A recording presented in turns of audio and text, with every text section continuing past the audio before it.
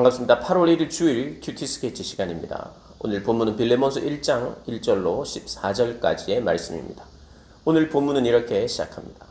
그리스도 예수를 위하여 갇힌 자 된 바울과 및 형제 디모데는 우리의 사랑을 받은 자요 동력자인 빌레몬과 자매 아비아와 우리와 함께 병사된 아키뽀와 내 집에 있는 교회에 편지하노니 하나님 우리 아버지와 주 예수 그리스도로부터 은혜와 평강이 너희에게 있을지어다. 아멘. 오늘 내일 이틀 동안 본문이 빌레몬서입니다. 빌레몬서는 그리스도의 사랑과 용서에 대해서 가장 잘 설명하고 있는 짧은 서신서입니다. 이 빌레몬서는요, 사도 바울이 빌레몬에게 쓴 편지입니다. 빌레몬에게 핵심적으로 무엇을 썼느냐? 너의 종 오네시모가 너에게 해를 끼쳤는데 아마 경제적인 해 같습니다. 돈을 훔친 것 같아요. 경제적인 해를 너에게 해를 끼쳤지만 이 오네시모가 회개하고 지금은 복음의 일꾼이 되었다. 지금은 갇혀있는 나를 위하여 함께 동력하고 있는 사람이 되었다. 그래서 너도 이 오네시모를 용서해 줄 수 없겠니? 라고 하는 내용, 그 내용이 오늘 이 빌레몬서의 핵심적인 내용입니다. 근데 어떻게 그 용서를 권면하고 있고 어떻게 사랑을 실천하기를 원하는지 사도 바울이 편지를 통해서 쓰고 있는데, 그래서 이 편지를 통해서 우리가 알 수 있게 되는 것은 사랑하고 용서하며 살아야 되는데 그렇게 어떻게 그것을 권면해야 할지, 어떻게 중재해야 될지를 사도 바울의 그 편지 내용을 통해서 우리가 배울 수 있고요. 그리고 그리스도의 사랑을 받은 사람이라면 어떠한 사랑으로 우리가 그리스도를 또 닮아서 사랑해야 될지를 배우게 되는 그런 내용입니다. 오늘 보면 사도 바울이 먼저 감사하고 있어요. 빌레몬에게. 4절에 보면 내가 항상 내 하나님께 감사하고 기도할 때 너를 말한다. 하나님께 늘 감사하는데 여러 가지 감사 중에 너에 대한 감사, 너에 대한 감사가 있다. 어떤 감사냐면 5절 주 예수와 및 모든 성도에 대한 내 사랑과 믿음이 있음을 들음이니 모든 성도에 대한 너의 사랑, 믿음이 있음을 들었다. 이로써 네 믿음의 교제가 우리 가운데 있는 선을 알게 하고 그리스도께 이르도록 역사한다. 7절 형제여 성도들의 마음이 너로 말미암아 평안함을 얻었으니 내가 너의 사랑으로 많은 기쁨과 위로를 받았노라. 이 빌레몬이 어떤 사람이냐면 재력이 있고 지위도 있는 사람이었어요. 그런데 이 사람이 참 신실한 사람입니다. 그래서 하나님 나라의 유익한 존재일 뿐만 아니라 오늘 보면 너 때문에 성도들의 마음이 평안해진다. 그러니까 이 사람이 있는 곳에 성도들이 쉼을 얻는다는 거예요. 무엇으로요? 그의 사랑으로. 거기 보니까 그에게 사랑이 있고 믿음이 있다고 설명하잖아요. 그의 사랑 때문에, 그의 믿음 때문에 성도들이 평안함을 얻는데요. 그의 사랑의 실천, 그가 가진 넉넉한 재력, 이런 것들을 성도들을 위해서 사용하고 하나님의 교회를 위해서 사용했던 것 같아요. 그리고 너그럽고 사랑이 있으니까 다른 이들에게 참 쉼을 제공하는 사람이 있어요. 그와 함께하고 있는 싶은 사람인 거예요. 그와 함께하면 위로가 되는 거예요. 물론 주 안에서 위로를 얻게 되죠. 성도들과 함께 모이는 모임 속에서 교회 안에서 위로를 주었고 평안을 주었던 사람이에요. 이 사람이 가진 것으로, 이 사람이 가진 성품으로, 이 사람이 가진 지위로, 이 사람이 가진 재물로 누군가의 마음들을 편안하게 해줬다는 거예요. 그래서 그것을 들은 사도 바울도 기쁘고 위로도 얻었고 너의 사랑으로 기쁨도 얻고 위로를 얻었다. 여러분, 그런 사람 되기를 하나님께 기도하세요. 얼마나 좋습니까? 하나님, 내가 누군가에게 기쁨이 되고 그것도 많은 기쁨이 되고 그리고 많은 위로가 될 수 있는 사람 되게 해주세요. 제가 가진 말, 제가 가진 재능, 제가 가진 그 어떠한 것으로, 그 어떤 것을 나눔으로, 그것이 재물이 되었던, 나의 재능이 되었던, 내 시간이 되었던 그들에게 많은 기쁨과 많은 위로를 줄 수 있는 사람 되기를 원합니다. 그러면 그때 하나님이 그래, 너는 누군가에게 많은 기쁨을 제공할 수 있는 위로를 제공할 수 있는 사람 되도록 내가 하겠다. 하나님 너무 기뻐하지 않겠습니까? 빌레몬은 그런 사람이었어요. 그런데 이렇게 이야기합니다. 이러므로 내가 그리스도 안에서 아주 담대하게 너에게 마땅한 일로 명령할 수 있으나 도리어 사랑으로서 강구하노라. 이게 무슨 말입니까? 너에게 많은 사랑이 있다는 걸 들었다. 참 고맙고 앞으로도 많이 사랑해줘, 성도들은. 그런데 내가 지금 이야기하는 걸 잘 들어. 이 이야기는 내가 얼마든지 명령할 수도 있어. 너와 나 사이의 관계 정도면. 그러나 나 명령하기를 원하지 않아. 이것은 사랑에 관련된 문제이기 때문에 이것은 내가 명령하는 것이 아니라 부탁하는 거야.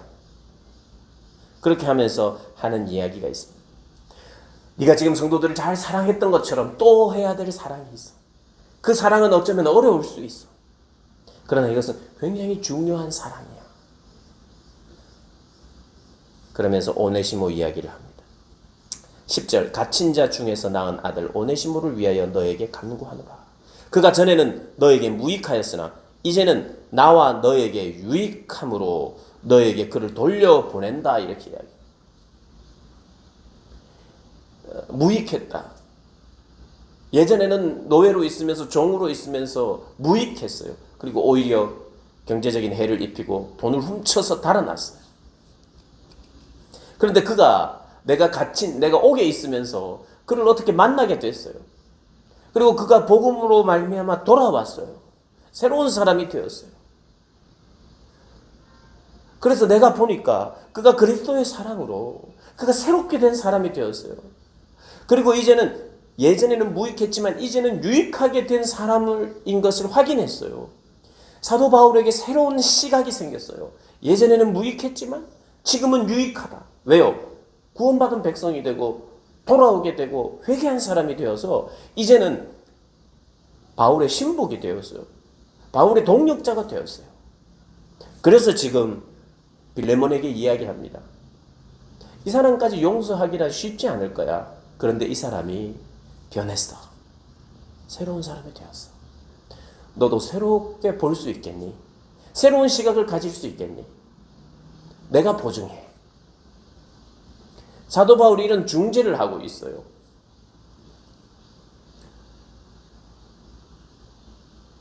그런데 14절에 그런데 네 승낙 없이는 아무것도 하지 않기를 원해. 지금 무엇을 원했냐면 13절에 그를 내게 머물러 있게 하여 내 복음을 위하여 갇힌 중에서 너를 대신해 나를 섬기게. 그러니까 이 사람을 계속 같이 동력하고 싶은 거예요. 이 빌레몬을 내가 옥에 갇혀 있는데 지금 옥에 갇혀 있는 상황입니다. 이 바울은. 그래서 이 복음의 동력, 복음의 일을 하기 위해서 오네시모가 유익하게 됐어요. 변하게 됐어요. 이 사람을 내가 계속해서 같이 동력하기를 원하는데 너의 허락을 원한다.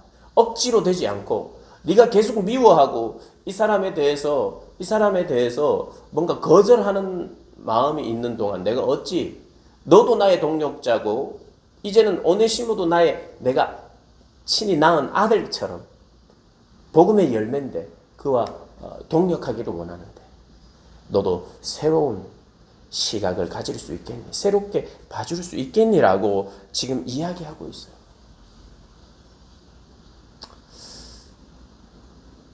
사랑하는 여러분, 우리는 이런 일들을 이 땅을 살면서 만나게 될 거예요. 배신하는 사람 만나게 됩니다. 이럴 수가 있나? 내가 믿었는데. 이 빌레몬은 많은 사람들을 사랑했어요. 아마 오네시모도 자기 종이지만 사랑했을 거예요. 그런데 배신을 하고 돈을 훔쳐서 달아나는 그 사람. 용서하기가 쉽지 않을 겁니다.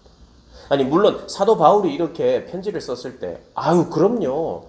얼마든지 제가 용서할 수 있어요. 이미 그의 사랑과 믿음이 넘쳤던 사람이라면 그렇게 반응할 수도 있습니다.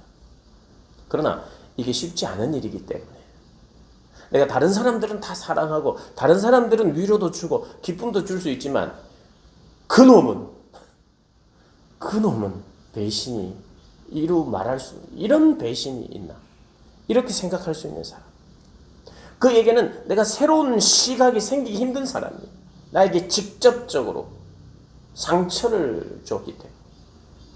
다른 사람에게는 내가 위로도 줄 수 있고 기쁨도 줄 수 있지만 내가 이렇게 저렇게 다른 사람들에게 시각을 내가 보다가 그 사람을 딱 볼 때는 내 마음이 다칠 수밖에 없는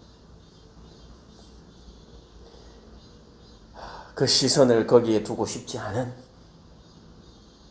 그런 사람과 대상이 있을 수 있어요. 그리고 내가 그에게 시선을 두고 싶지 않는 이유도 분명해요. 배신, 나쁜 짓, 손해 끼침, 뻔뻔함, 그리고 전혀 변하지 않음. 어떤 분은 이렇게 생각할 수 있어요. 오네시모처럼 정말 분명한 변화가 있으면 내가 용서할 수 있죠. 그런데 그 변화가 없는 것 같아요. 여전히 뻔뻔한 것 같아요. 물론 이 빌레몬서의 내용을 보면 그런 변화가 뚜렷한 사람을 용서할 수 있느냐를 묻는 게 1차적인 의미가 맞아요. 그래서 우리는 이렇게 생각할 수 있죠. 오네시모처럼 분명하고 뚜렷한 변화가 있고 회개와 용서를 구할 마음이 있다면 얼마든지 용서할 수 있고 얼마든지 새롭게 볼 수 있습니다. 하나님이 그를 손대서 이렇게 놀랍게 변했는데 내가 예전 일은 다 잊을 수 있습니다. 이렇게 말할 수 있어요. 그런데 이 성경이 이것을 구체적으로 담고 있는 오늘날 우리에게 읽혀지게 하는 이유는 그게 참 쉽지 않기 때문이 아닌가 저는 생각을 합니다. 그리고 실제로 그런 일들이 있을 수 있어요. 우리가 교회 안에서, 공동체 안에서. 그런데 내가 정말 사랑하는 사람이라면 첫 번째로 나는 정말 많은 성도들에게 기쁨을 주고 위로를 줄 수 있는 사람이 되기를 원해요. 그래서 하나님께서 허락하신 부와 하나님께서 허락하신 나의 재능과 하나님께서 허락하신 나의 위치를 통해서 그렇게 살고 있습니다. 살기를 원합니다. 그래서 나에게 큰 기쁨도 있고 보람도 있어요. 그런데 하나님께서 하나 더 요구하시는데, 그런데 이 몸된 교회 안에는 그렇게 배신도 하고 의리도 저버리고 참 악하게 행동하는 그런 일들이 있을 수 있다. 어떻게 하겠느냐?